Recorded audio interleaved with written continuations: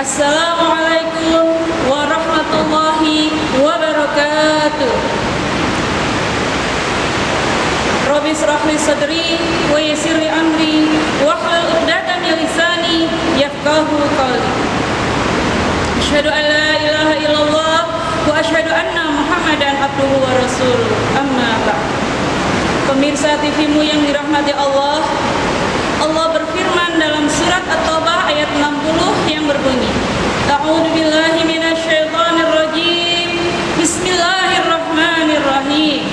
Innamas shadaqatu lil fuqara'i wal masakini wal 'amilina 'alaiha wal mu'allafati qulubuhum wa fir riqabi wal gharimina wa fis sabilillahi wa ibnis sabil faridatan minallah wallahu alimun hakim.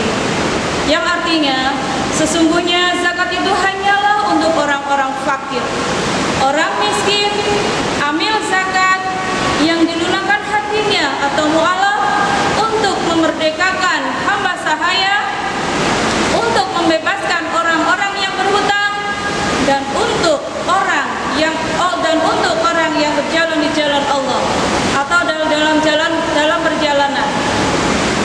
Sebagai kewajiban dari Allah, Allah Maha mengetahui lagi Maha bijaksana. Dalam tafsir Kementerian Agama Republik Indonesia disebutkan, sedekah yang dimaksud dalam ayat di atas adalah sedekah yang wajib dikenal dengan sebutan zakat. Sebagai kewajiban dari Allah terhadap kaum muslimin yang telah memenuhi syarat-syaratnya untuk mengeluarkan kewajiban zakat demi untuk memelihara kemaslahatan umat mengenai persyariatan zakat ini. Diutarakan dalam firman Allah, ambillah zakat dari harta mereka guna membersihkan dan mensucikan mereka. Quran surat At-Taubah ayat 103. Dengan demikian jelaslah bahwa zakat disyariatkan untuk membersihkan diri, harta yang mungkin didapat dengan cara yang kurang wajar, mendorong pemiliknya agar bersyukur kepada Allah atas rezeki yang diberikannya. Ada 8 golongan orang yang berhak menerima zakat dalam ayat ini, yang salah satunya adalah mu'alaf. Pemirsa TV-mu yang dirahmati Allah, dalam tafsir itu disebutkan mu'alaf yaitu orang-orang yang perlu dihibur hatinya agar masuk Islam dengan mantap, atau orang-orang yang dikhawatirkan memusuhi dan mengganggu kaum muslim, atau orang-orang yang diharapkan memberi bantuan kepada kaum muslimin. Pemirsa TV-mu yang dirahmati Allah, mu'alaf ada 3 golongan. Golongan yang pertama adalah golongan orang-orang kafir yang berpengaruh dan diharapkan masuk ke dalam Islam. Sebagai perlakuan Nabi Muhammad SAW terhadap Sofwan bin Umayyah pada saat penaklukan kota Mekah.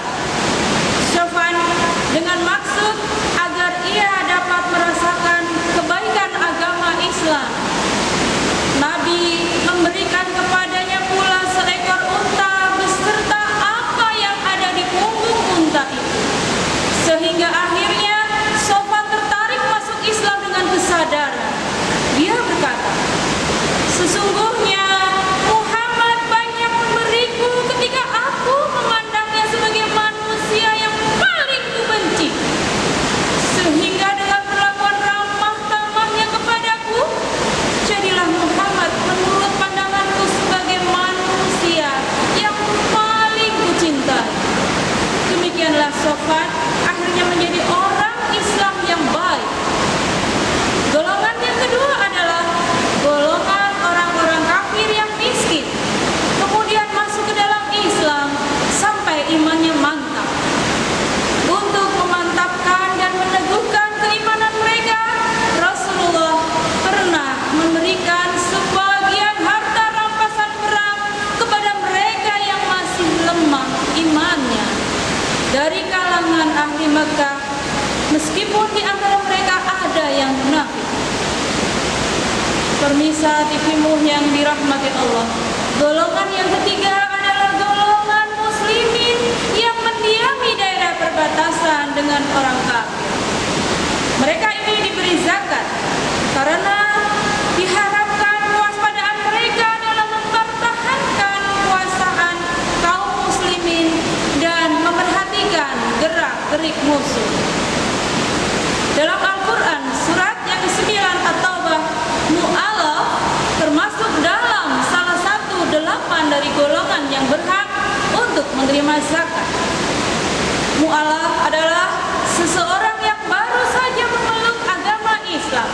Kemudian Islam sebagai yang penuh rahmat memasukkan mu'alaf ke dalam satu golongan yang berhak menerima zakat.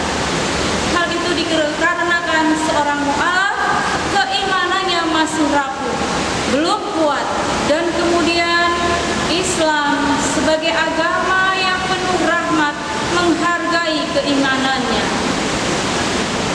Walaupun mu'alaf itu orang kaya, namun ia bisa saja diberikan zakat karena ia masuk dari golongan 8 mu'alaf yang kita hargai, kita muliakan.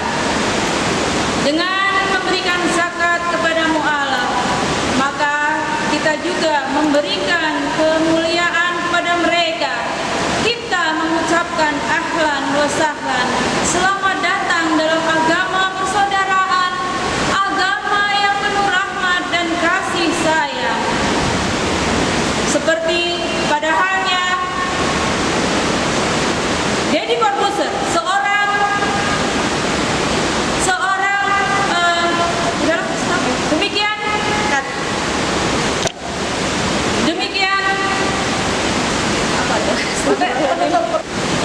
pemirsa TVmu yang dirahmati Allah, demikian semoga bermanfaat.